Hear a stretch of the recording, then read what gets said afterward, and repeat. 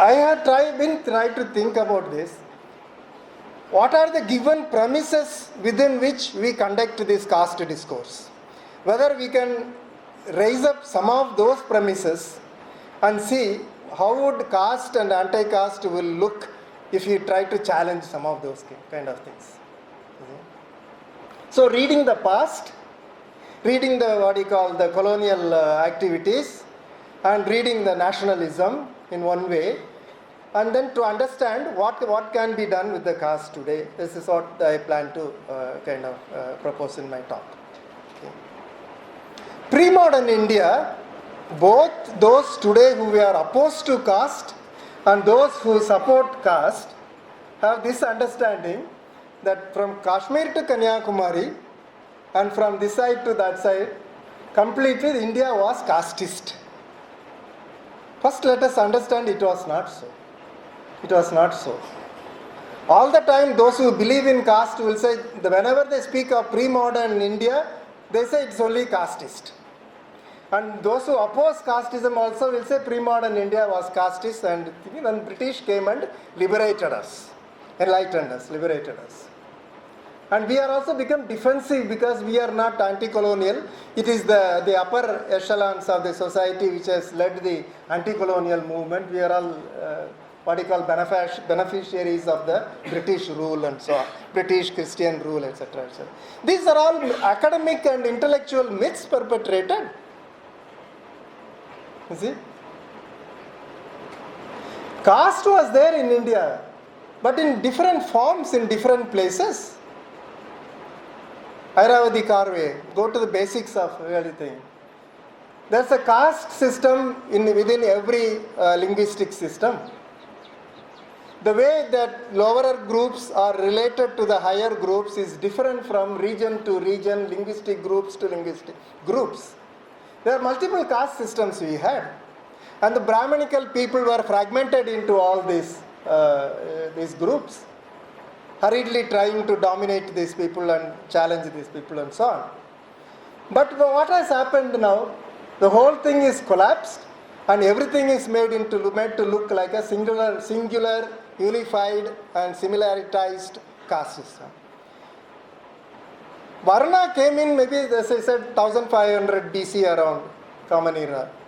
But came where? Came in only one place in India. What were our Kanyakumari people were doing at that time? Were they casteist or what? What is the Assam people were doing? What is the Gujarat people were doing at that time? It was a very, very slow percolation, uneven percolation, partial percolation, leaving vast areas even today without having a caste system. It's a continuous problem of my friends in Assam and Assam related the district, the separate states there. Sir, what do we do with this caste? And they all sit in our classrooms, sociology classrooms, like dumb asses. He said, what this being taught is nothing to do with us. You see? Of course, they have everything to do with us simply because the state has now become the sponsor of the caste itself. So the state is now, the problem is how to get out of the caste. But what about Jharkhand in the middle part? There are vast forest areas and vast mountainous areas where there is no caste. Other forms of social relations are there. No, the central problem is caste, and caste will be promoted, perpetuated through conferences, seminars and rallies and so on, irrespective of the region you are in, irrespective of the corners of the country you are in. You see? Caste is a central problem, and tribals, they are anyway marginal to people. The center is the caste and its opposition to that caste. I tell you, this is simply not true. When the British came, the first 100 years, and 1757 to 1857, company rule, they came for collecting revenues. Where were the revenues? Then there's no revenue possible in Telangana. There's no revenue possible in Madhya Pradesh and the Deccan Plateau and many parts of even Tamil Nadu where there is no water and all that. Revenue was agricultural revenue, and agricultural revenue could be had only in the river valleys. And it was only in the river valleys a settled hierarchical way of life was possible because surplus production was available.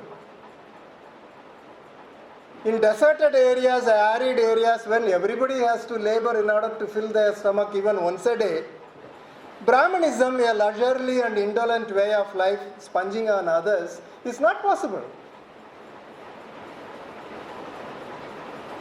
Once having made a contract with the valley, fertile area people for, I'll give you revenue, they all given patas, Jamindari patas, Rayatwari patas and so on. In fact, the principle of governance in those days was only a principle of land revenue collection. But land revenue collection being the be-all and end-all of the colonial rule, that became the principle of governance itself in all other areas. The net result of all this is these people have boosted themselves up as a new elite, consolidated themselves under the auspices of the British, and emerged as a middle class. The story is much more complex and long winding, which is not easy to shorten it and so on. Essentializing categories that India is one, and one means if caste is there in one corner of this country, caste is there everywhere. Caste is in India, na? So everywhere caste is in India. There are multiple histories, multiple trajectories of growth, multiple kind of ways of living in India, and in short, diversity. I'll come to that little later. Now, in this 100 years of the British rule, the company rule, he said, I won't interfere, but keep giving me revenue. If you find some difficulty from some people about giving you revenue, I'll come to your support. You see, I'll come to your support. So these people imagined themselves as the junior partner of the Raj. They are the successors and kind of bloated themselves enormously. Hundreds and hundreds of practices which today we claim as a Sanatan practices only started from 1757 to 1857. All kinds of agrarian taxes, all kinds of feudal kind of mentality started, including what we call Kumbh Mela. Now it will be gained, it's a Sanatan times we are celebrating Kumbh Mela.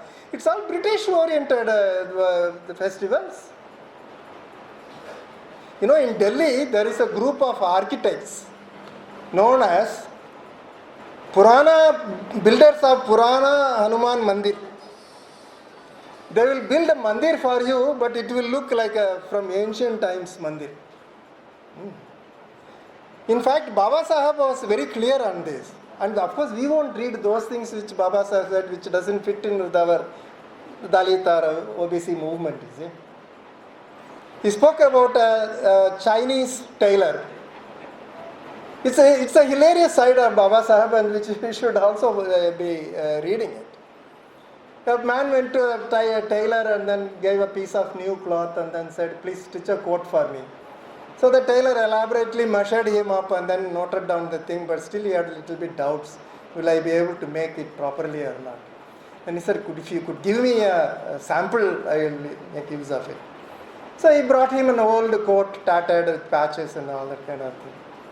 So when he came back to collect the coat, he reproduced it exactly like that and gave it to him. Patches and tears and holes in a old coat has a one meaning. It has been worn out, wore out and all that. But the same in a new coat, they don't play the same function. It's like, that you guys wear, that this torn jeans and all that is fashion and all that. But Baba Saheb said that with some pain. He said, you guys have reproduced the whole, caste system, which was multiple, which was fragmented, which was partial and uneven and non-existent in many places. You attached the whole thing with yourself as a modern, single, standardized ruler, So all their caste bits and pieces also acquired this character of a newly patched up culture and religiosity. And this has to be remembered when we in our struggle against the caste system. This is a story of a caste system achieving hegemony under the auspices of the British.